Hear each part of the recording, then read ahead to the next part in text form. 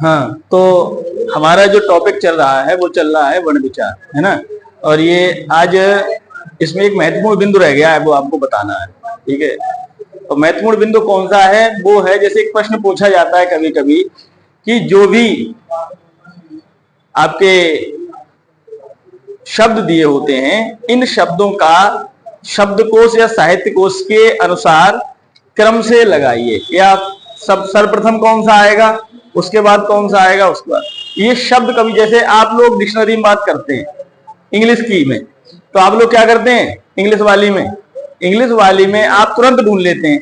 आपको अल्फाबेट जितने भी हैं याद है, ए के बाद बी आएगा, बी के बाद सी आएगा, सी के बाद डी आएगा। इस तरीके से होता है कि नहीं होता है?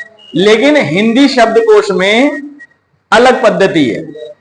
क्यों? क्योंकि कुछ इसके जो संयुक्ताक्षर हैं, जिनको हम संयुक्त व्यंजन कहते हैं, उनकी कहानी थोड़ी अलग है ना। जैसे उन संयुक्त व्यंजनों को हम पहले देखेंगे, बताएंगे उनको पूरा, और जितने भी व्यंजन है उनको समझते हैं पहले, उसके बाद हम आपको बताएंगे कि शब्दकोश की पद्धति। ठीक है, आज बताएंगे शब्दकोश के उपयोग की पद्धति। ठीक है, शब्दकोश के उपयोग की पद्धति समझेंगे। अब इसमें सबसे पहले ये हमको ध्यान रखना पड़ेगा कि कौन सा वर्ण आता है। ठीक है, तो हम पहले ये लिख लेते हैं कौन कौन से। देखिए, जैसे स्वरों में बात करें तो सबसे पहले स्वर आता है आपका हृस्व आ आता है, और अनुस्वार और विसर्ग अयोगवा वर्ण है, लेकिन ये अंत में आते हैं। ठीक है, तो यहां पर सबसे पहले आता है अनुस्वार। कहां पर? डिक्शनरी में जिन शब्दों पे अनुस्वार लगा होगा वो शब्द सबसे पहले आएंगे। ठीक है, सबसे पहले आएंगे। कोशिश करेंगे कल ले आए, भूल जाते हैं। इसके बाद जिस पे अनुनासिक चिन्ह लगा होगा, बेटा क्या लगा होगा? अनुनासिक चिन्ह लगा होगा, वो सबसे मतलब उसके बाद वो आएगा जिसपे अनुनासिक चिन्ह माने चंद्र बिंदु लगा होगा, वे वर्ण उसके बाद आएंगे। इसके बाद बात आती है कि जिसके बाद विसर्ग का प्रयोग हो रहा होगा वो वर्ण आएंगे। इसके बाद आएगा आपका आ। क्या आएगा? आ। ये कल आपको दिखा देंगे हमरा। ठीक है, और इसके बाद बड़ा आ, फिर छोटी, समझ रहे हैं ना। फिर आप कहेंगे इसको दीर्घ ई कहें दे, और ऊ, और दीर्घ ऊ। उसके बाद आपका री, फिर ए आई, उसके बाद ओ, और चाहे इधर ही लिख लेते हैं। ठीक है, ओ और आओ। इनका प्रयोग इस तरीके से होगा। सबसे पहले शब्दकोश में आपको वे वर्ण मिलेंगे जिन पे अनुस्वार का प्रयोग है, शब्द मिलेंगे। इसके बाद आपके चंद्र बिंदु वाले शब्द मिलेंगे, विसर्ग वाले। फिर जो शब्द दिखाई देंगे उस पे आपका हृस्व आ वाली मात्रा मिलेगी। जैसे आपसे अभी हम कहें, हम यहाँ देखें इंग्लिश की डिक्शनरी में क्या रहता है। जैसे आपको कुछ भी ढूंढना है, मान लीजिए आपको ढूंढना है ऑलवेज ढूंढना है। ठीक है, अब आप ऑलवेज जब ढूंढेंगे तो सबसे पहले आप क्या खोजेंगे? ए के बाद फिर क्या आती है? ए आएगी, बी आएगी, सी आएगी, डी आएगी, ई आएगी, एफ आएगी, जी एच आई जे के एल। अब यहाँ एल आ गया। उसके बाद आप फिर यहाँ पे क्या आएगी? A B C D E F G चलती रहेगी। फिर आपको क्या ढूंढना है? डब्ल्यू। मेरी बात समझ रहे हैं? लेकिन ये कैसे कोशिश करते हैं? आपकी आदत में आ गया है। क्यों? क्योंकि आप बचपन से करते आ रहे हैं। अब हिंदी की डिक्शनरी में अलग है। ठीक है, हिंदी की डिक्शनरी या कहें शब्दकोश, साहित्य कोश में अलग कहानी है। अब इसके बाद ये तो स्वर हो गए बेटा, ये क्या हो गए? स्वर। तो स्वरों का प्रयोग किस तरीके से है? स्वर का प्रयोग हमेशा व्यंजनों के साथ लगता रहता है, तो व्यंजन भी स्वर के साथ उपयोग ही आते हैं।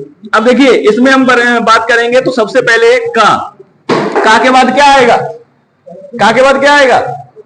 खा नहीं आएगा। का के बाद आएगा क्ष। यही याद रखना है। का के बाद क्या आएगा? क्ष।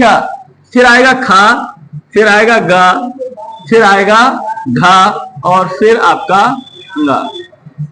ठीक है, वैसे इनका प्रयोग बहुत कम होता है कि इनसे शुरुआत हो। मेरी बात समझ रहे हैं? इसके बाद चा, फिर छा, फिर जा। अब जा के बाद क्या आएगा? झा। झा नहीं आएगा। जा के बाद जो वर्ण बनता है वो बनता है ज्ञा। इससे कौन सा वर्ण बनता है? ज्ञा। तो ज्ञा ही आएगा। जा के बाद जो शब्द हम आज ला नहीं, कल आपको तो दिखाएंगे कि हाँ ऐसा ही होता है। इसके बाद जा के बाद बेटा झा, और उसके बाद या, उसके बाद आता है चा, उसके बाद टा, फिर ठा, डा, ढा, ठीक है ना। उसके बाद ता, ता के बाद क्या आएगा? था। नहीं, ता के बाद आपका आएगा त्रा।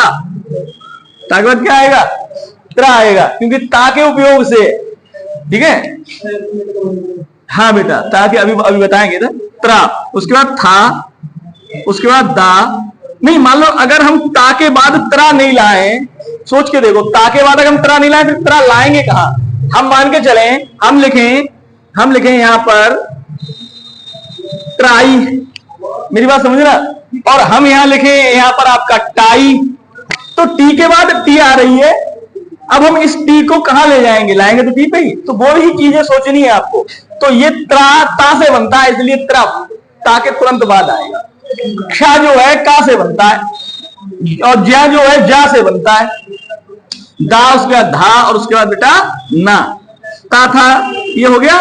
उसके बाद आता है पा, वा, वा, भा, मा, ठीक है, या, रा, ला, वा, शा, ठीक है। या इधर कर लीजिए, शा, अक्षा, सा, हा, और शाद, और नहीं, हाँ हो गया। अब देखिए ये सब हो गए यहां तक, और ये जो वर्ण थे क्षा और त्रा और ज्या, ये हो गए। अब एक वर्ण और आपका रह जाता है बेटा, वो रह जाता है श्रा। कौन सा रह जाता है? श्रा। और वो श्रा कहां पे आएगा? कहां आएगा श्रा? यहां आएगा। कहां आएगा बेटा? यहां। मेरी बात समझ गए? ये वाला श्रा कहां आएगा? शा के बाद, क्योंकि ये योग किस वर्ण का है? शा का है। मेरी बात समझ रहे हैं ये बात? अब ये बात आपको समझनी इसलिए जरूरी है क्योंकि अभी मैं जो आपको ये बताने वाली बात थी, सरल सी बात थी। अभी मैं आपको कुछ शब्द दूंगा, उन शब्दों में आपको पूछा जाता है कि शब्दकोश के अनुसार इनमें सबसे पहले एक शब्द, उसके बाद शब्द, माने क्रम से लगाइए। इन शब्दों को शब्दकोश के अनुसार क्रम से लगाइए। ऐसे शब्द कभी कभी प्रश्न पूछे जाते हैं आपकी, चाहे कोई भी परीक्षा हो, यूपी टेट हो, है ना, यूपीपीपी पुलिस की परीक्षा जो है, या कोई भी परीक्षा, हिंदी से संबंधित प्रश्न यहां से जरूर बन जाता है, ठीक है। अब देखिए, इस चीज को हमने यहां पर जान लिया। अब मैं आपको एक बात बता देता हूं, जो संयुक्त व्यंजन है, जैसे कौन कौन सा? क्षा और त्रा, या और श्रा। देखो ना, इसको बोलेंगे, यहां से क ले लेंगे और श और आ, ये इसका योग है। कहेंगे क्या कर देते हैं, इसको हलंत लगा दोगे तो ये शा आपका पूर्ण हो जाएगा। इसके बाद त्रा की बात करेंगे तो तर और अ, ज्या की बात करेंगे तो ज और आपका, ठीक है, कौन सा हो जाएगा? इया। और शा की बात करेंगे तो शा, रा और आ। ये आपके संयुक्ताक्षर कह दीजिए, संयुक्त व्यंजन कह दीजिए, कुछ भी कह दीजिए, ये संयुक्ताक्षर है। क्या है बेटा? संयुक्ताक्षर या संयुक्त व्यंजन। तो ये इनका योग है। तो क्षा क्यों आया? क्योंकि जो क्षा है जो का योग है और शा का योग है। ता, जो त्रा क्यों आया? ता का योग है। ज्या क्यों आया? जा का योग है। श्रा क्यों आया? शा का योग है। इस कारण से ये यहां पर आपके प्रयोग हो रहे हैं, ठीक है। और ये जो पंचमाक्षर है ये तो आपके प्रयोग में होंगे ही, लेकिन ये जो है इस तरीके के अंगा, यण, ये आपके शब्दों में इनका प्रयोग आपको देखने को नहीं मिलता है। तो ये बात आपको समझ में आ गई इतनी सी, ठीक है। अब मैं क्या करूंगा, आपको ये चीज यहां से मिटा दे रहा हूं, ठीक है। यहां बता दूं, यहां चलिए, जैसे कुछ शब्द लेते हैं हम, जैसे हमने एक शब्द लिया बेटा क्षमा, ठीक है, और क्षत्रिय, और इसके बाद हम ले लें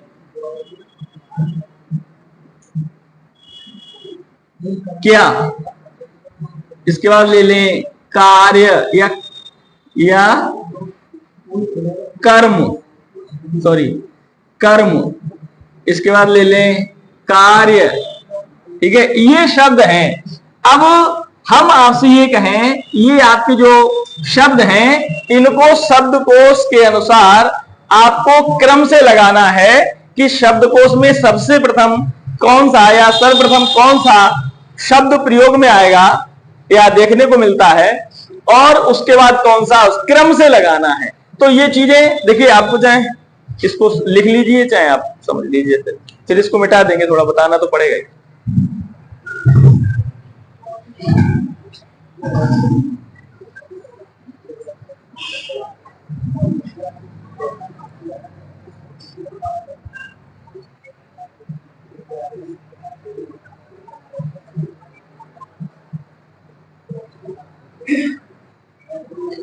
मिटा दें।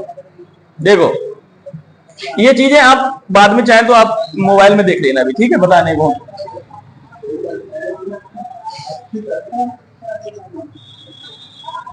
देखो प्रश्न यहां से बनते हैं, मैं कोशिश यही कर रहा हूं आपका एक भी प्रश्न छूटे नहीं। ठीक है, जल्दबाजी कर देंगे तो वर्णमाला, मुझे जब से मैं यहाँ लगातार पढ़ा रहा हूं, वर्ण विचारी चल रहा है आपका। ठीक है, और चाहूं तो एक दिन में वर्ण विचार 1 घंटे में खत्म हो जाएगी, लेकिन उथला पढ़ाने से कोई फायदा भी नहीं है।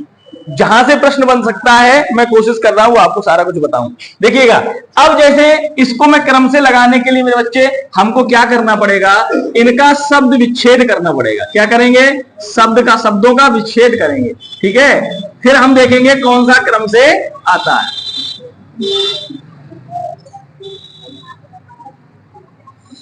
अब देखिए, अब हम इनका आपको हम ये बताए भी हैं, कल वाली क्लास में बताया इनका शब्दों का विच्छेद कैसे करते हैं, इनका वर्णों का वर्ण विच्छेद जिसे कह सकते हैं। देखिए, आप छा को लिखेंगे तो छा को कैसे लिखेंगे, कै श मा और आ, यही तो हुआ। देखते चलिएगा, कहीं भूल हो जाए तो बताइएगा। ठीक है,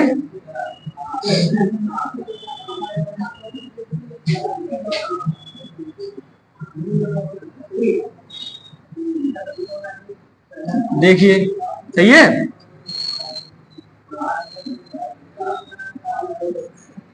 ठीक है,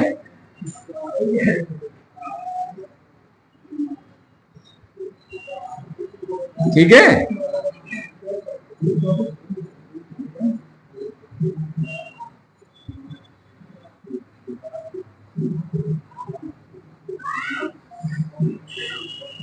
अब देखो बेटा, अगर हम इनमें वर्ण गिनेंगे तो इस शब्द में कितने वर्ण हैं, देखो 1 2 3 4 5, इसमें कितने वर्ण हैं, 1 2 3 4 5 6 7 8 नहीं है मेरे बच्चे। हाँ, कल आपको बताया था। हाँ, जो हृस्व आ है, अगर किसी भी शब्द के अंत में स्वर 10 है, वो 11 है, इनमें से स्वर 10 को छोड़ के ये हृस्व आ मिलता है तो वो गिनेंगे नहीं। हाँ, मैंने लास्ट में सिर्फ छोटा आ है तो नहीं गिनेंगे, और अन्य जो स्वर है वो सारे गिनेंगे। तो यहाँ पे भी बेटा इसको नहीं गिनेंगे। देखो, इसमें तो हमने गिन लिया, इसमें कितने हैं 5, इसमें कितने हैं 7, इसमें कितने हैं 3, इसमें कितने हैं, अब इसमें नहीं गिनेंगे, 1 2 3 4, 4 ही हैं। इसमें कितने हैं, 1 2 3 4 5, लेकिन 4 ही हैं। तो कुल मिला के हृस्व अंत में तो उसको नहीं गिने। इतनी बात याद रखना है। ये वर्णों को भी मैं बता दिया। अब मैं ये देखूंगा कि किसका प्रयोग किसके अनुसार होगा। देखिए, सब में जब का आए बेटा, सब में ये का व्यंजन आ रहा है तो आप निर्णय कर पाएंगे पहला कौन सा है, नहीं कर पाएंगे, तो अगले पे आ जाओ। ठीक है, आप लोग समझ रहे हैं कि मैं बोल ही रहा हूं केवल। तो इसके बाद बेटा आपको ये तो याद रखना पड़ेगा वर्णमाला में कौन सा पहले आता है, मैं इसलिए पहले बता दिया वर्णमाला। अब बेटा देखो, हाँ, इसके बाद अगर आप करेंगे वर्णमाला में तो ये सबसे पहले दिख रहा है कि नहीं, तो ये मेरा पहला नंबर हो गया कि नहीं है। इसके बाद बड़ा आएगा कि नहीं, ये बेटा दूसरा नंबर हो गया कि नहीं। और ये आप अभी फोटो ले लेना, कल मैं आपको दिखाऊंगा लाके डिक्शनरी, याद रखूंगा, कल पक्का लाऊंगा, फिर आपको ये दिखाऊंगा यही है कि नहीं। अब देखिए, इसके बाद बेटा शा आता है कि या वा रा ला शा सा, है ना, तो बेटा या, तो ये तीसरा नंबर हो गया। अब देखो ये भाई सेम है, अब हम यहाँ पे भी निर्णय नहीं कर पाएंगे तो हम कहाँ जाएंगे बेटा, अगले पे जाएंगे। तो ये भी यहाँ पे भी निर्णय नहीं कर पाएंगे तो क्या करें बेटा, हम अगले पे जाएंगे।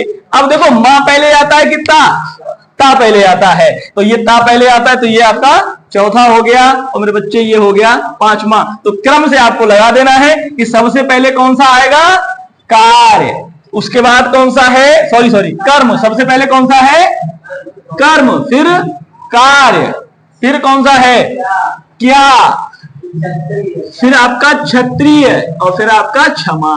ये बात सबके समझ में आई कि नहीं, ये पूछे गए प्रश्न है, यहां से प्रश्न बनता है कभी कभी, वर्ण बताइए, है ना, दिए हुए शब्द में वर्णों की संख्या बताइए, यहां से एक प्रश्न बनेगा। फिर प्रश्न बनेगा दूसरा कि दिए हुए शब्दों को शब्दकोश के अनुसार क्रम से लगाइए, तो आप ये भी क्रम से लगा सकते हैं। तो दो प्रश्न यहां से अगर बनते हैं तो आप यहां से आसानी से कर सकते हैं। अगर वर्णों को गिनने की कभी बात है तो बस एक बात याद रखने योग्य है कि आप कभी भी अंत में दिए हुए ह्रस्व को वर्णों की संख्या में नहीं गिनेंगे। मध्य में मिल जाए आराम से गिनेंगे, है ना, आरंभ में मिल जाए आराम से गिनेंगे, लेकिन अंत में आप उनको नहीं गिनेंगे। ये बात मेरी समझ में आई कि नहीं?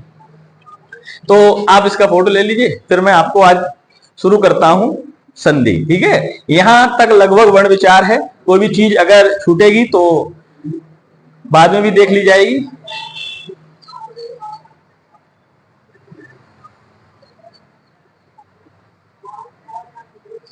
चलिए एक प्रश्न देता हूं, आप लोगों को बताता हूं, है ना, आप लोग भी ऐसा एक करके दिखा दीजिए, फिर पढ़ाते हैं अगला। मिटा दें,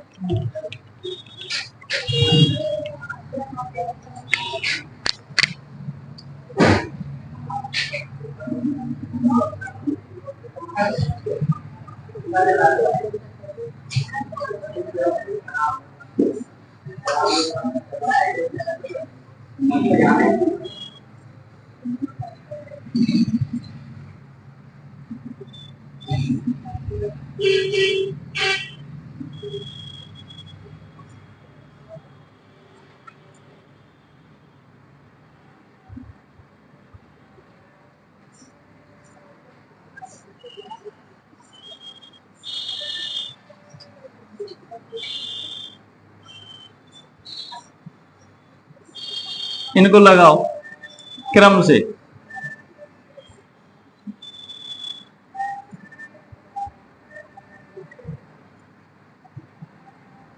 बताओ क्रमानुसार क्या है। आप लोग इसको पहले क्या करेंगे, वर्ण विच्छेद कर लीजिए इनका।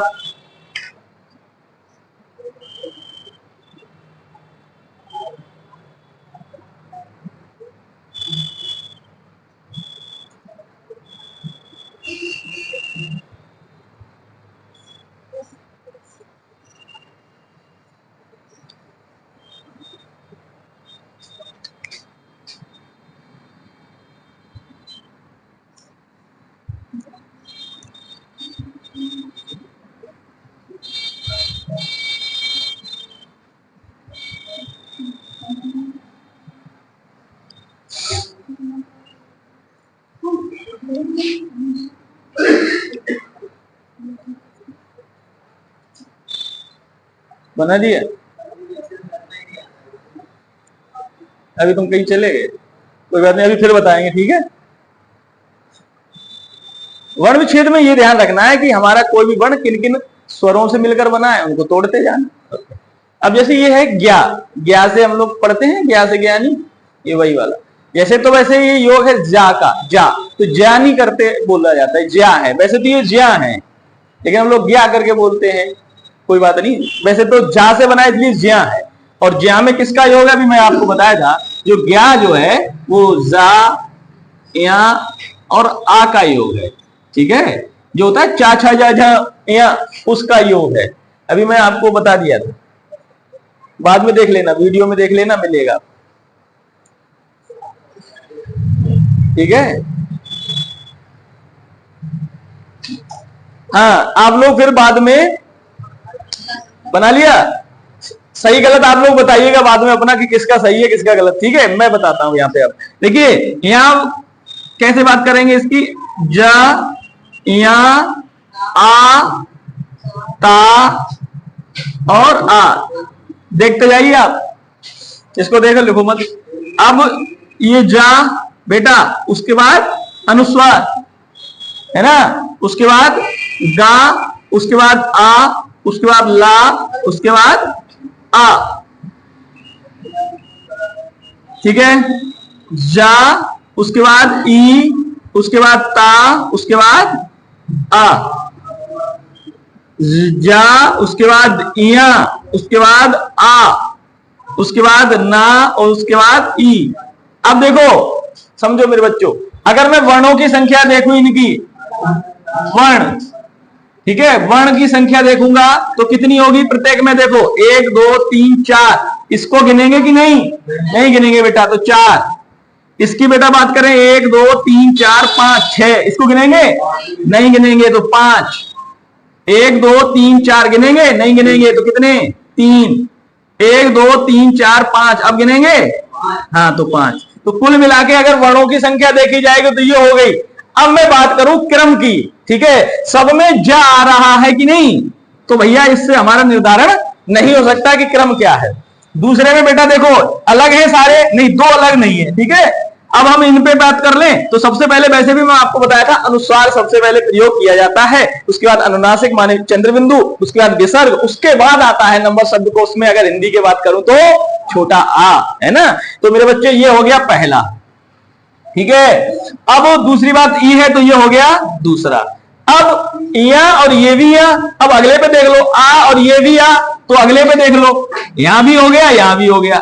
अब ता है इधर, ना है, ता था दा धा ना, तो ये हो गया कौन सा मेरे बच्चे? ये हो गया तीसरा, और ये कौन सा हो जाएगा? चौथा। ईमानदारी से बताओ किस किस का सही था? सही हो गया, इसका सही था, और एक गलत। कोई बात नहीं, वो सीखना है, ठीक है, सीखना। अब तो दिक्कत नहीं होगी, वैसे अब नहीं होगी ना। अब जैसे ये वर्ण विच्छेद सही समझ में आ जाए फिर दिक्कत नहीं होती है। मैंने इसलिए आपको बता दिया है कि किस तरीके से आपको स्वरों को भी अलग करना है। जो अयोगवा वर्ण है बच्चे, जो अयोगवा वर्ण है वो प्रयोग पहले में आते हैं, किससे? आपके स्वरों से, ठीक है। उसमें एक अनुनासिक और जुड़ जाता है, इतनी बात याद रखनी है, ठीक है। बात खत्म करें आज यहाँ वर्ण विचार की। चलिए अब बात करते हैं संधि, ठीक है। देखिए संधि आज हम समझेंगे कि संधि क्या है। आज संधि शुरू तो हो ही नहीं पाएगी, संधि कम से कम 1-1.5 घंटे में तो समझ में आएगी कि संधि है क्या, ठीक है। हम लोग आज समझने का प्रयास करेंगे संधि क्या है, फिर कल भी बात होगी संधि की। मिटा दें अब हम।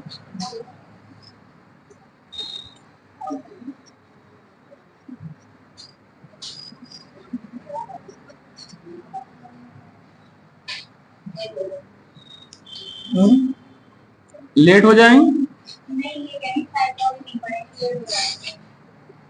वो आपकी इच्छा है।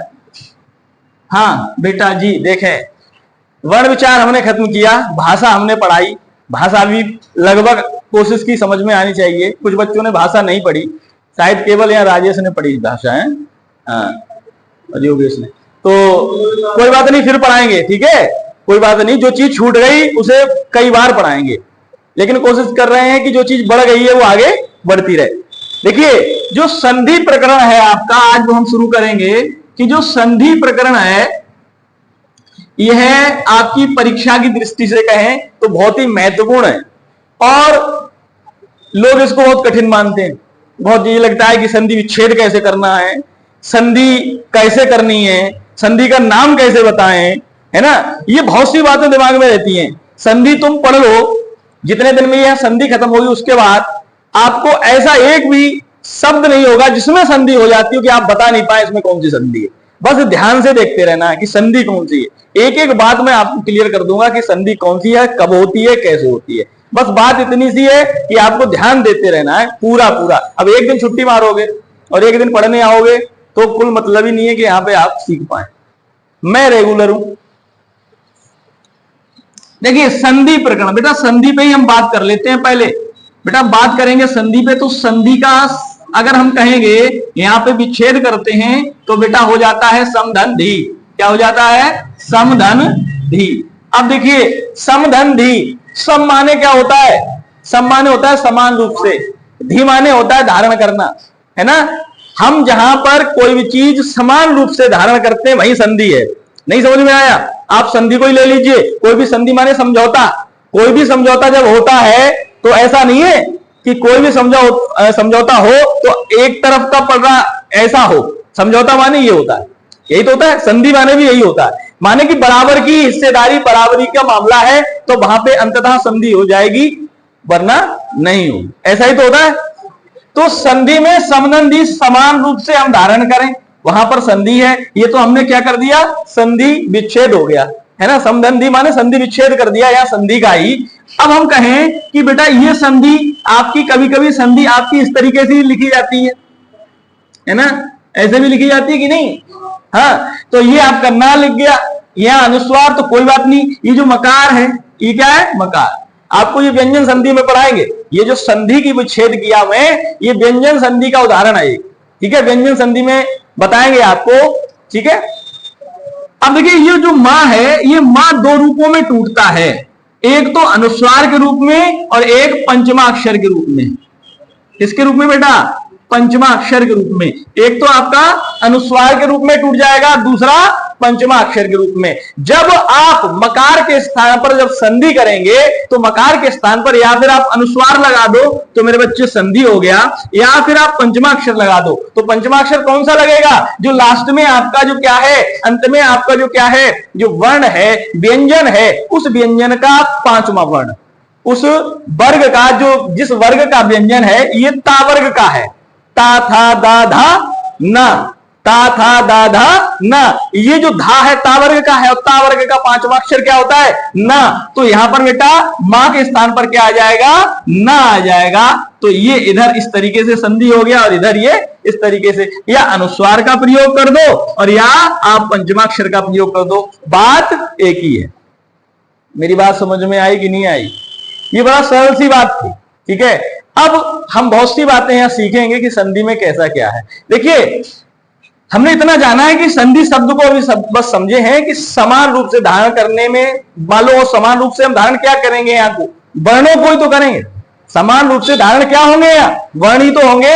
अब देखिए एक बात समझिए, जैसे हम यहाँ पर कोई पद लेते हैं, कोई शब्द लेते हैं और वो शब्द जो है योग कर, उसका अंतिम शब्द योग, अंतिम वर्ण योग करेगा और द्वितीय पद जो है उसका प्रथम वर्ण योग करेगा। योग ऐसे ही तो संधि में होता है कि ऐसा करेगा कि इसका ये योग कर गया शुरुआती वर्ण और ये वाला योग कर गया, नहीं, योग कहां होता है, योग कहां होगा। देखिए यहां पर हम संधि जो होती है, एक बात और आपको बता दें, जो संधि होती है बेटा वो वर्णों में होती है। संधि किसमें होती है, वर्णों में होती है। समास किसमें होता है बेटा, पदों में होता है। समास क्या होता है, पदों में होता है, याद रखिएगा।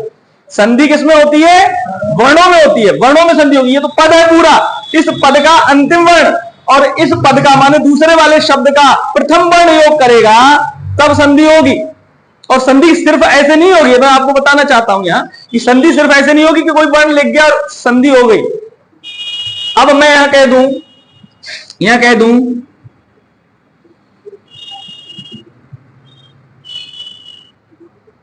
फूलदान, क्या कह दिया बेटा, फूलदान। अब आप बताओ, मैंने ये ऐसे लिख दिया फूलदान, ये संधि होगी क्या, फूलदान संधि होगी क्या, संधि नहीं है, ये संधि नहीं है। अब फिर क्या है वो बताऊंगा, अभी ये संधि नहीं है। संधि कब होगी वो भी समझना है, ठीक है। अब मैंने क्या कहा, यहां पर जो भी प्रथम पद का अंतिम वर्ण और द्वितीय पद का प्रथम वर्ण योग करे, योग करने पर इन दोनों के योग से कोई नया वर्ण उत्पन्न होना चाहिए। क्या उत्पन्न होना चाहिए, नया वर्ण। ऐसा नहीं है कि जैसे हम कोई भी वर्ण योग किए, मैंने यहां पर अभी जो योग कराया ला और दा का कराया, लेकिन दोनों ही ला और दा ही उत्पन्न हो गए, फूलदान। तो वहां पर आपका यहां पर संधि नहीं हुई, यहां पर आपका हुआ संयोग। मेरी बात समझ रहे हैं, संयोग और संधि में अंतर है, संयोग और संधि में अंतर है। मेरी बात समझ रहे हैं, बहुत बड़ा अंतर है। अब यहां इसमें उसमें कैसे बदलाव हो, परिवर्तन हो, विकार हो, वहां संधि होती है। परिभाषा हम आपकी अभी समझाएंगे कैसे। एक हम शब्द ले लेते हैं, कोई भी शब्द ले लेते हैं, जैसे हमने ले लिया यहां पर विद्यालय, समझाने के लिए कह रहा हूं मेरे बच्चे, विद्यालय शब्द ले लिया और विद्यालय की हमने संधि कर दी विद्या धन आलय। अब मेरी बात समझना, यहां पे भी आ है और यहां पे भी क्या है, आ है। अब दोनों आ, जैसे ये पहला पद हो गया क्या, अगर हम यहां से निकाल लें आ और यहां से भी क्या निकाल लें आ, ये बचेगा ले।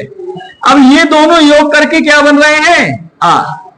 यहां परिवर्तन हो गया कि दो थे, एक दीर्घ रह गया, ये भी परिवर्तन ही तो है, ये भी परिवर्तन ही है। तो कुल मिला के यहां ये जो परिवर्तन है वही संधि है। माने जब हम किन्हीं भी वर्णों में संधि करते हैं तो वहां क्या होता है, विकार होता है, या हम कह सकते हैं दो या दो से अधिक।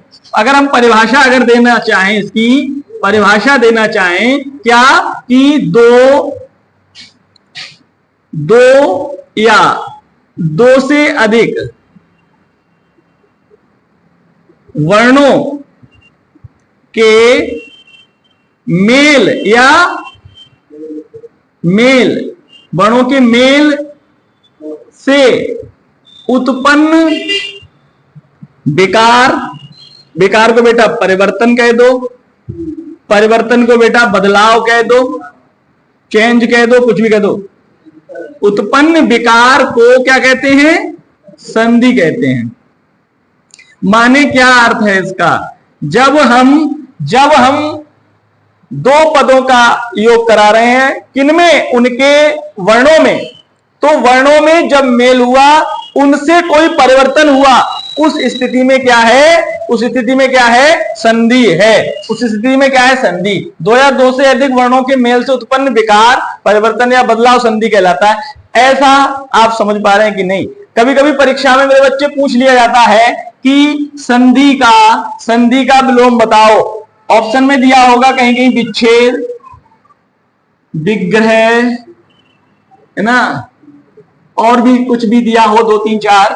तो याद रखना, अगर विच्छेद दिया है, सिर्फ विच्छेद दिया है तो विच्छेद लगा दो।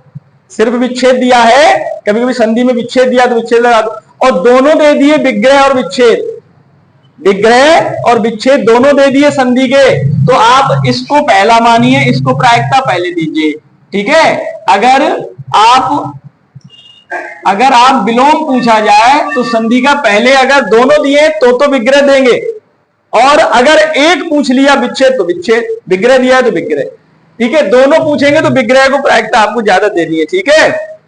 अब बात आ जाती है कि यहां संधि के प्रकार पर देखिए, संधि क्या है, फिर से समझ लो। संधि माने समधि, समान रूप से एक वर्णों का धारण करना, और जब मकार दो रूपों में आपका जुड़ता है, जब हम संधि करते हैं, एक तो अनुस्वार के रूप में और एक आपके पंचमाक्षर के रूप में। बात आ जाती है कि जब दो पद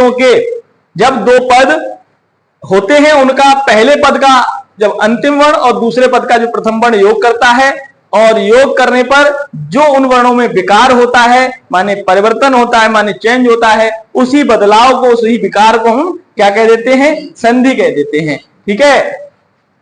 ये मिटा दें।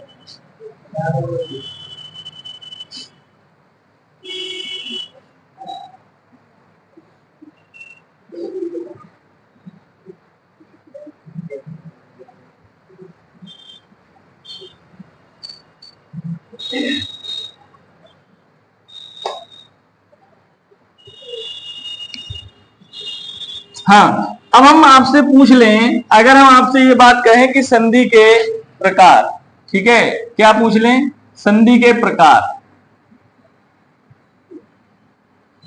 संधि के प्रकार देखिए, एक और आपको बात बता दें हम, कभी कभी संधि भी आपकी दो प्रकार की हो जाती है।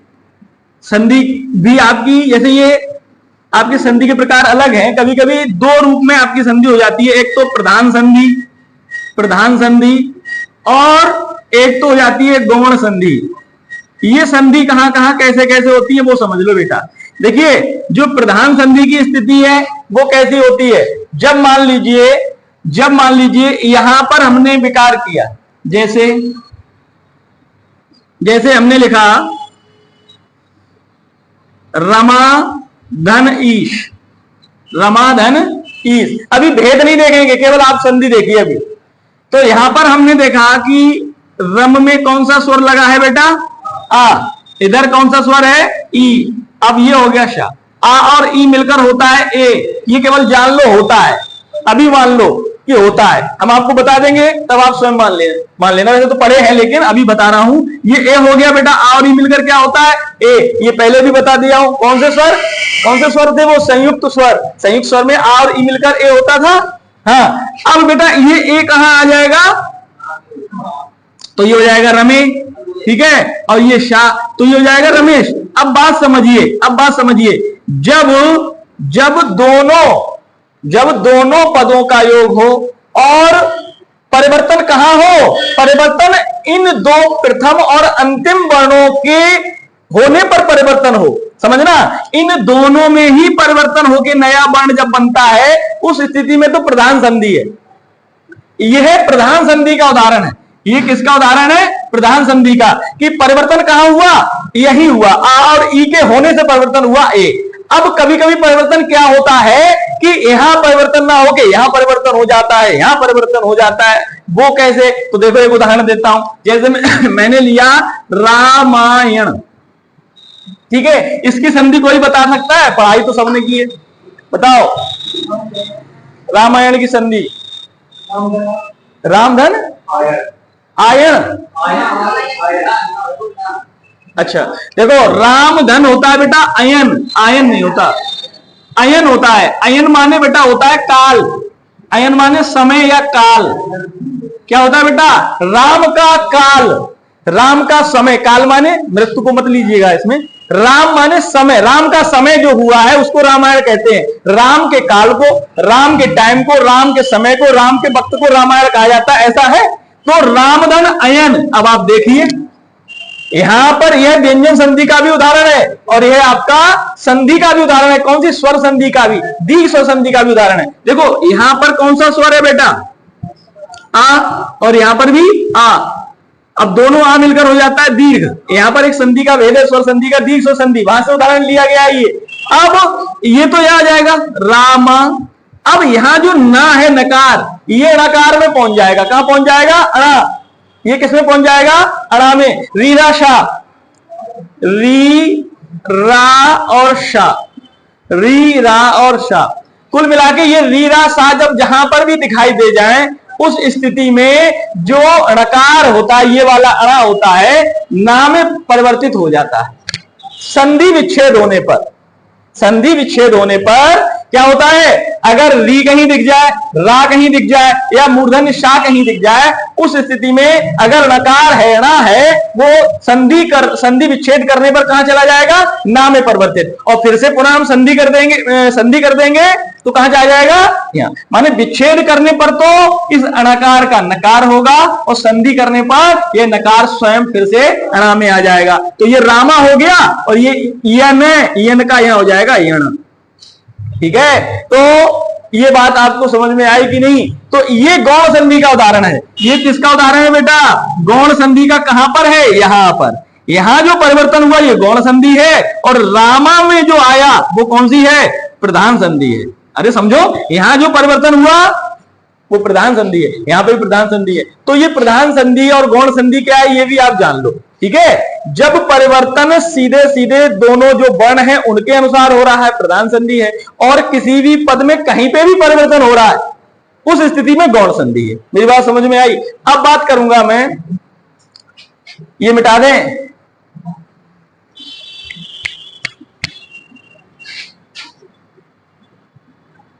देखो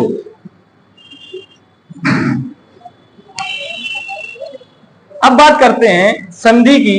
तो संधि होती है आपकी तीन प्रकार, एक तो स्वर संधि, दूसरा व्यंजन संधि और तीसरा बेटा विसर्ग संधि। ये तीन संधि है। कितनी संधि है? तीन संधि है। अब समझना यह है कि ये तीन जो भेद हैं संधि के, ये किस प्रकार से बनते हैं। देखो बेटा मेरी बात समझ लेना, जब हम बात करें जब यह पद है, यहां योग किस किस का हो, यहां दोनों ओर कौन कौन हो, स्वर हो, दोनों ओर क्या हो बेटा, स्वर हो, माने प्रथम पद का अंतिम वर्ण स्वर हो और द्वितीय पद का प्रथम वर्ण स्वर हो, उस स्थिति में क्या होगा, स्वर संधि होगी। कौन सी बेटा संधि होगी, स्वर। अब एक स्थिति ये आएगी कि यहां पे तो बेटा क्या होगा, स्वर होगा, दूसरे ओर क्या होगा, व्यंजन होगा, क्या हो, व्यंजन। स्थिति में माने एक भी तरफ व्यंजन है तो उस स्थिति में आपका क्या होगा बेटा, व्यंजन संधि होगी। अब यहां हटके योग करें तो माने यहां हो जाए व्यंजन और यहां हो जाए बेटा स्वर, उस स्थिति में भी क्या होगी, व्यंजनी संधि होगी। आप बात समझ रहे हैं ना। अब क्या हो, दोनों तरफ व्यंजन हो जाए बेटा, दोनों तरफ क्या हो, व्यंजन वर्ण हो, ठीक है, दोनों तरफ आपके व्यंजन वर्ण हो, उस स्थिति में क्या होगी, व्यंजन संधि होगी। बात समझ रहे हैं ना। स्वर संधि तभी होगी जब दोनों ओर माने पहले पद का अंतिम वर्ण और दूसरे पद का प्रथम वर्ण क्या हो बेटा, स्वरी ही हो, उस स्थिति में आपकी क्या होगी, व्यंजन। तो ये जो स्थितियां बनेंगी वो व्यंजन संधि की, यह स्थिति है स्वर संधि की। अब विसर्ग संधि कब होगी बेटा, देखो विसर्ग संधि कब होगी, जब योग आपका विसर्ग, मेरी बात समझना, विसर्ग पीछे नहीं होता, विसर्ग जो पहला पद होगा उसके ही तो पीछे होगा, लो विसर्ग आगे नहीं होता, सॉरी आगे नहीं होता। अब जैसे मैंने कहा प्रातः काल, तो प्रातः यहां पे लगेगा, विसर्ग ऐसा थोड़ा नहीं है, ये हमने यहां योग लगा दिया और का के आगे लगा दिया, हमेशा कहां लगेगा विसर्ग, बाद में ही तो लगेगा, शुरुआत में नहीं लगता। तो यहां आपका विसर्ग योग करे स्वर, तो क्या होगा, विसर्ग संधि होगी, जहां विसर्ग लगेगा वह विसर्गी संधि। अब स्थिति यहां पे क्या हो, विसर्ग, यहां क्या हो, व्यंजन, तो क्या होगा, तो भी विसर्ग संधि होगी। तो मेरे बच्चे कुल मिला के स्वर की स्थितियां एक हैं जहां दोनों ओर स्वर हैं, व्यंजन की स्थितियां तीन है कि स्वर व्यंजन योग कर जाए, व्यंजन स्वर योग कर जाए या व्यंजन व्यंजन योग कर जाए। उसके बाद स्वर की विसर्ग की स्वर के साथ योग तो भी विसर्ग संधि, और विसर्ग की व्यंजन वर्ण के साथ तो भी विसर्ग संधि। तो कुल मिला के हमको कम से कम मुख्यतः स्वर संधि के 5 भेद पढ़ने हैं, लगभग 20 प्लस तो हमको व्यंजन संधि के नियम पढ़ने हैं और लगभग 7-8 विसर्ग संधि के नियम पढ़ने हैं। इनके तो बेटा प्रकार हैं लेकिन इनके नियम हैं, इनके प्रकार नहीं है, व्यंजन संधि और विसर्ग संधि के प्रकार नहीं है, इनके अपने नियम हैं। तो उन नियमों को जानेंगे, स्वर संधि के प्रकारों को पढ़ेंगे, ठीक है। तो स्वर संधि कब है कि जब दो पद हैं, जैसे हमने यहां पर अभी उदाहरण लिया था, कौन सा लिया था, कोई भी ले लीजिए, जैसे हमने रमेश का लिया था, रमाधनीश है ना, रमाधन ईस लिया। तो बेटा जब हमने देखा मां में भी आ है कि नहीं है बताइए, और यहां पर भी ई है, माने दोनों तरफ स्वर हैं, तो स्वर संधि। इसी प्रकार से इन 11 स्वर होते हैं, इनकी कहानी अब कल स्वर संधि से शुरू करेंगे हम। ये 11 स्वर होते हैं, इन 11 स्वरों में जब स्वर एक दूसरे से ही योग करते हैं, उन स्थितियों में किस प्रकार से स्वर संधियों का भेद किया गया है वो हम कल चर्चा करेंगे, ठीक है। अब आज हमने इतना पढ़ा कि संधि क्या है, संधि के कितने प्रकार हैं और हम संधि को किस तरीके से कर सकते हैं। तो कल स्वर संधि से शुरुआत करेंगे और आपको अच्छे ढंग से समझाएंगे, कोई भी दिक्कत होने वाली नहीं है, ठीक है। बस मन से बैठिएगा, छुट्टी मत करिएगा, छुट्टी आप लोग बहुत कर रहे हैं, एक जाता है एक आता है, ठीक है भैया।